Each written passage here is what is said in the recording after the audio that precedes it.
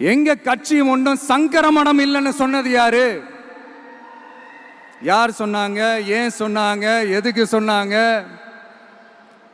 இப்போ உங்க கட்சியில என்ன நடந்துகிட்டு இருக்குது அதையும் கொஞ்சம் யோசிச்சு பாருங்க, இதையும் கொஞ்சம் யோசிச்சு பாருங்க. அதனால பாப்பா, பவள விழா பாப்பா,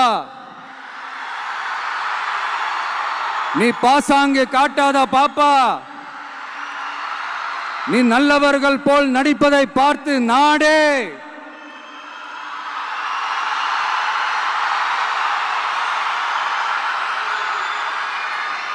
பாப்பான்னு சொன்னோம்.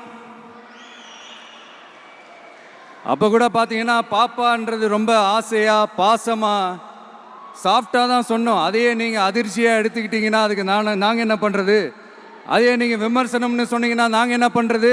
இன்னும் நாங்க விமர்சனம் செய்ய ஸ்டார்ட் பண்ணவே இல்லையே, இன்னும் நாங்க அடிக்க ஸ்டார்ட் பண்ணவே இல்லையே, அதுக்குள்ள அலர்னா எப்படி?